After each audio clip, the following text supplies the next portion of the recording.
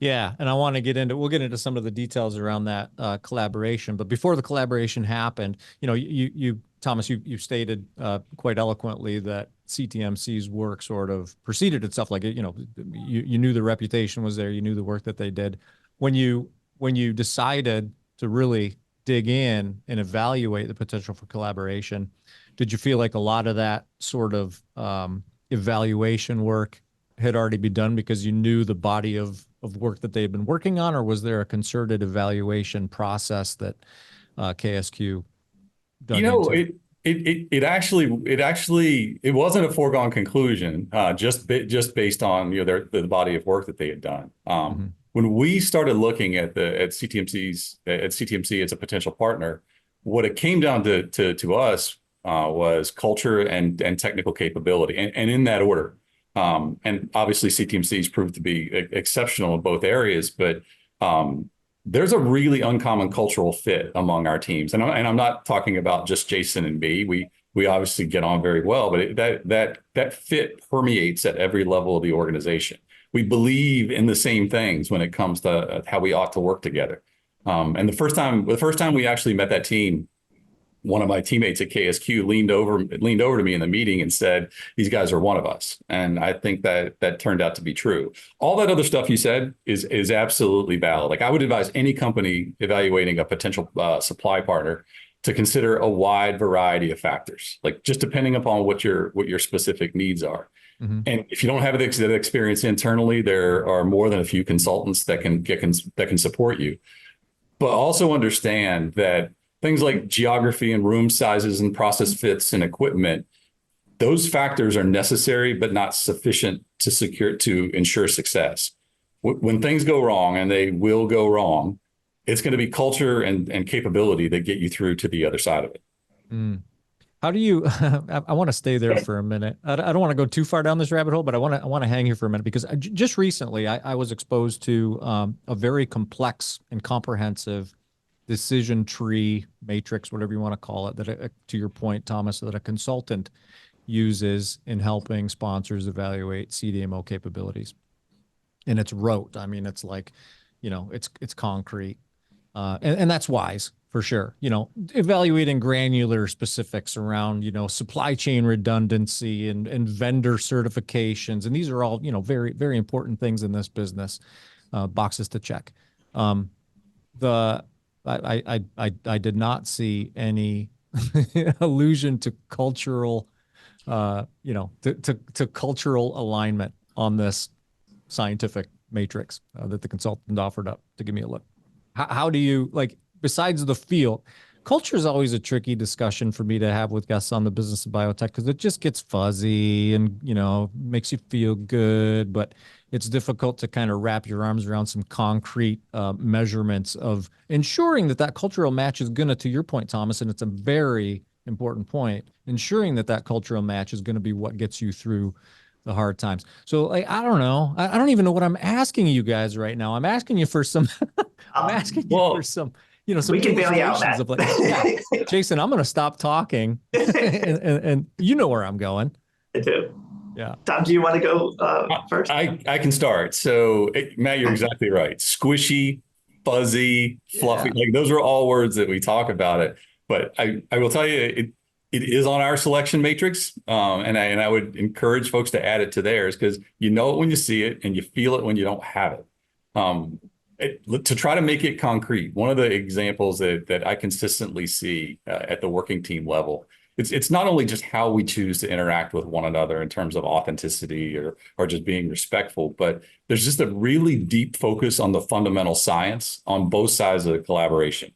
Mm. The other day, and Jason, I don't know if you were actually on this call the other day. I can't remember. The team at KSQ was reviewing some experimental results with the team at CTMC. And it was a really, really detailed, granular, technical topic. Detailed and technical to the point where with some partners, I'm not sure that there'd be a lot of interest in having that level of depth of discussion. But what I saw in the discussion with our teams was really different than what I've experienced in my past. The KSQ team is amazing. They are so talented and so experienced. And CTMC matches that. And in that discussion I was referring to, the CTMC folks really drilling down into the details and in-depth technical discussions to the point where they were stopping and interrupting the KSQ presenter with questions based on their own previous experiences. Wait, why did you handle the cells that way? Or, oh, that makes sense. That makes sense. That explains some results that we saw in our labs when we did X, Y, and Z last year. And what I saw in those interactions were really engaged, super passionate, experienced teammates who were really building on one another's ideas to advance kind of our shared understanding. If you have that in a partner, yeah, you've got something special. But Matt, ultimately, you're right. It feels squishy and fluffy, and you just know it when you see it. Yeah, so well articulated, Tom. And Matt, I would say, though, that also you have that cultural alignment, but then you need to undergird that with a business arrangement that helps support it and doesn't detract from it. And that's fundamentally why I think, especially for cell therapy, and when you asked me before about CDMO, which often uses a fee for service model, we don't do that. Because it detracts exactly from this. If it's you get what you incentivize, right? And so if your incentive is to just do services to get fees, okay, are we getting, you have a culture of that scientific collaboration that Tom alluded to, but it's hard to support, that over a long period of time if you're not getting paid for it somehow. Yeah. So what we came up with, in addition to the connection with MD Anderson and the depth of scientific knowledge, is we wanted to have a business structure that enabled that kind of collaboration and essentially aligned our incentives so that we're all rowing in the same direction. And we can really act as almost like a internal part of KSQ's development and structure it so that there's, I think it's true that over the last year and a half, we've been working together. There's been 0 change orders. That's right. No change orders. No discussion of business terms at all. We worked through the contract. We signed that. And that was the last time we discussed, hey, and what I would say is, not everything has gone technically perfectly, as with any project. There's been some challenges. Okay, how are we going to overcome this? We saw that. And what I love about this model, and again, why I don't think we're really a CDMO, is all right, we need to do another experiment. Let's do that experiment. How do you think we should design it? What should be the controls? What arm should we do? Oh, that's a great idea. Do it this way. But none of those discussions involve let me go back and look at the scope of work and see how many experiments we budgeted for, and let me go talk to the BD guys and see if we can do this. And that is part of what enables the speed, because it's just letting the science lead. Yeah. Yeah. I want to sort of rewind a little bit, and talk a little bit. You talk about the contracting and how, the being on the hook and incentives are a little bit different than the normal post, contract experience. But we kind of skipped over the tech transfer type stuff, right? I want to learn about how that process redesign and tech transfer and this IND submission process that's also unique to me. I'm not super experienced on the CDMO side, so I don't know how common it is for. I'll quit saying CDMO, Jason. I'll try to stop saying CDMO. It's okay. Do I twitch every time you say that or something? Sorry, manufacturing partner. I don't know to what degree that the prevalence of that go into the IND submission process arm in arm and in lockstep is common with an outsourced manufacturing collaboration. So tell me a little bit about that. When the trigger was pulled and you had to do some process and tech transfer type stuff, and then ultimately leading up to the IND submission process. I'm going to open it up to either one of you to start and kind of walk through that process. I can start. I love telling the story, and I'll tell it to anybody that will listen. Well, I'm listening. It's been an amazing ride. So I first met the CTMC team in November of 2022. Subsequent to that, and it was shortly before the Thanksgiving holiday, we completed the contracting work, our planned transition to a next gen manufacturing process, developed all the analytics associated with it, executed engineering and then GMP batches, and then authored and submitted an IND. And 11 months after Jason and I shook hands for the first time in Houston, the IND for our lead candidate, KSQ-001EX, was cleared by FDA. So yeah, it's been a ride, and it's been fun all along the way. Thomas, how does that, I mean, I'm sure it's apples to oranges to bananas comparisons along the trajectory of your career, the history of your career, but how does that experience kind of align or compare to previous experiences? It's certainly faster. And, there's really no normal when it comes to a cell therapy, and there's no normal, especially when it's a company's first foray into a cell therapy IND submission. Yeah, Jason, I mean, that's Thomas brings up, he asked the next question for me, because the story that you tell about the origin of CTMC and the fact that you had great resources and great people and super smart scientists and, all this resource, that's all fantastic. Like you can sit around doing all sorts of super smart stuff. But unless you have some processes and procedures, you're not going to be able to stick to a timeline like the one that Thomas just described. So tell us a little bit about what's the setup at CTMC that sort of leads to or enables that kind of speed. That's great lead up. The simple thing I can say is everything about how, I had the great opportunity to design CTMC basically from the ground up. It was like so it was personally for me to have seen all sorts of good, bad, ugly ways of doing things and being able to create something brand new that was fit for purpose solution was this amazing opportunity. And so I tried to think of everything, every aspect holistically of how we design CTMC, the people, the facility, the relationship with MD Anderson, how we approach contracting, how we structure partnerships is designed to accelerate projects moving from research stage to clinical proof of concept. So we're not only getting to that IND, which everyone always focuses on and is super important to get there very quickly, but then to be able to start the clinical study very quickly and not have that painful period where you're doing all the important things to set up clinical operations, but get those set up so we can start getting the product to patients. And then even how we can accelerate enrollment and make sure we get to 10, 15 patients of clinical data as quickly as possible. And so part of that is the regulatory process. And so we leverage MD Anderson's amazing relationship with FDA, and MD Anderson, for the most part, acts as sponsors for first-in-human studies, even with our biotech partners.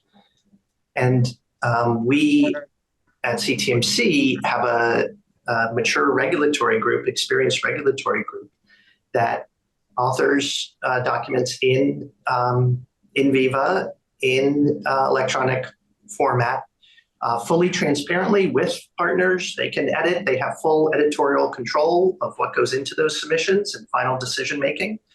But we have a really good starting point to get them there. And then that process within MD Anderson of starting up an MD Anderson sponsored trial is quicker than an external sponsored trial. Yeah. And so then we're able to get to first patient in quicker as well.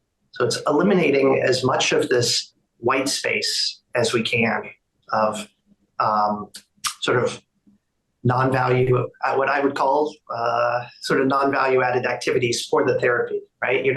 You're doing important things when you're setting up clinical operations and activating a site, but you haven't really added any value to the therapy until you dose a patient, see a response, then you're talking value creation. Yeah. Yeah. When our mutual friend and colleague Kelly Beal pitched this story to me. I'm going to get this wrong, so I'm not even going to attempt it. But she made an allusion in the pitch to the value of the physical proximity to MD Anderson, and I find it's terrific, Jason. Those of you who are watching this episode versus listening to it, MD Anderson is directly over Jason's left shoulder, and that is not an AI generated background. But there were some specifics in there about in the pitch about the logistical advantages and the way that materials are even transported. Yeah. Give me some color on that and the advantages. Thomas, feel free to jump in here too. The advantages, even perceived and down the road advantages of that sort of proximity. Right, exactly. So, this started when I was talking to some biotech colleagues at startup cell therapy companies. This is 5 years ago, about how they were starting up a clinical study, and they would have multiple sites, and running an autologous cell therapy trial can be challenging because you really, unlike almost all other modalities, there's this coupling of the clinical trial and the manufacturing. It's all on-demand manufacturing. And especially when you're in a dose escalation or first in human, multi-site, everyone's jockeying, oh, I got a patient. Okay, line up a manufacturing slot. Okay, work out the logistics of getting the product from the patient, right? That's the starting material, to the manufacturing site, and then working out ways to get it back.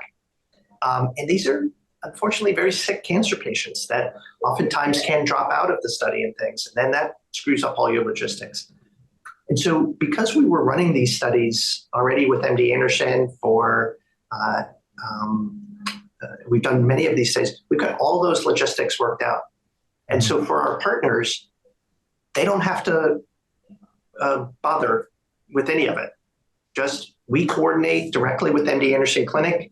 When they have a patient, we work out that we make sure we have a slot, and we manufacture that product and then keep them informed and get that product back to the clinicians to infuse into the patients.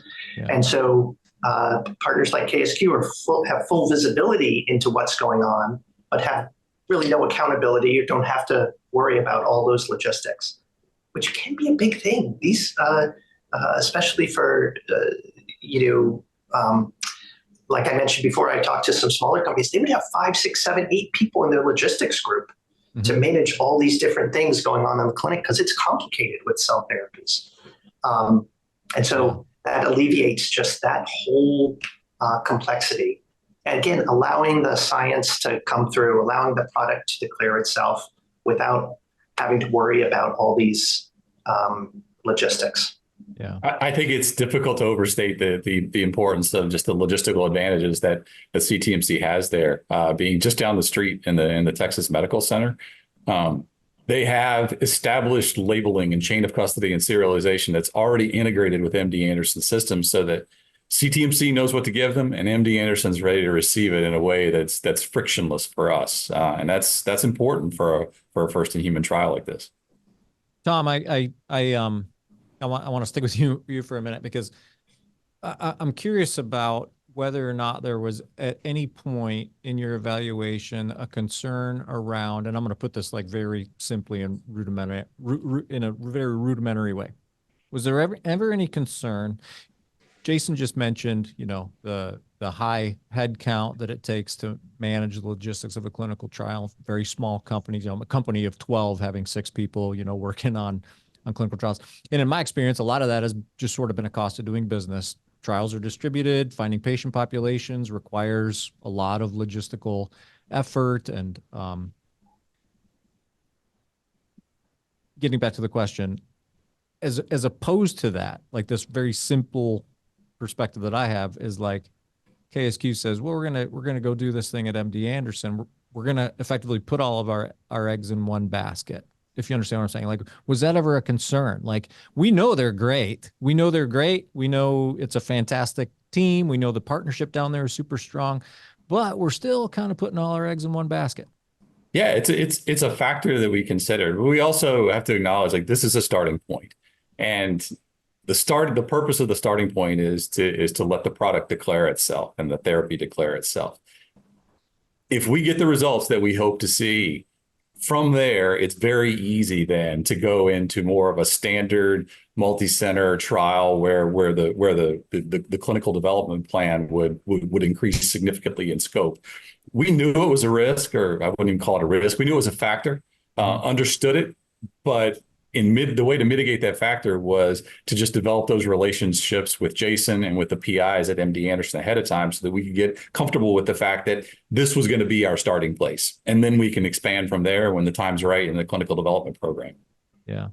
I think the last time we chatted about this, I think I alluded to that question. And Jason, I want to give you the opportunity to give me some color that you gave me the last time we talked, because now I'm remembering that conversation, and I'm not going to put words in your mouth, but I think your response was like, you have to understand that most of the eggs are in this basket, right? Following with my right. So give us a little bit on that, Jason. I think, Matt, when I initially started talking to MD Anderson, everyone sort of knows MD Anderson by reputation and knows the #1 cancer center. But it's amazing when you actually look at the scale and magnitude of their impact in oncology, and specifically oncology research and development of novel products. So a few stats for you. 80% of patients that are treated at MD Anderson are on a clinical trial. So it's not many standard of care. Yeah. 60% of all oncology products that are approved in the US have run a clinical study at MD Anderson. So all roads lead through MD Anderson. If you look at the number of patients on clinical trials at MD Anderson versus other medical centers, MD Anderson is #1, as I've alluded to, but they have more patients on clinical trials than numbers 2 and 3 put together. And so the scale and magnitude of the clinical operation at MD Anderson is just like incredible. And so that mitigates these risks, or instead of a risk, you almost see it as a strength, where you have the patient volume. There's always risk when you run multiple site studies of, are you going to get consistent results? All those sites, not only logistical challenges, but practical. Are you going to treat the samples the same way and everything? By having a single site, we can eliminate a lot of those variables. And again, like Tom said, let the product declare itself. And the other thing I would just note that's really important for cell therapy as opposed to other traditional modalities is basically in the first 10 to 15 patients, you can see efficacy signals. Can most often do. Sometimes in the first patient. Now, so that's amazing. I mean, as opposed to antibodies where we intentionally dose at sub-efficacious doses, do single dose cohorts to begin to really explore safety. Because these are single dose treatments that can expand in the body, you can often see effects early on. But that also, the flip side of that is if you haven't seen an effect in 15 patients, people are going to start to be concerned. It's not like an antibody where you do that for 45 patients before you know whether it works. And the last thing I'll say is on this topic these are very powerful therapies, cell therapies, and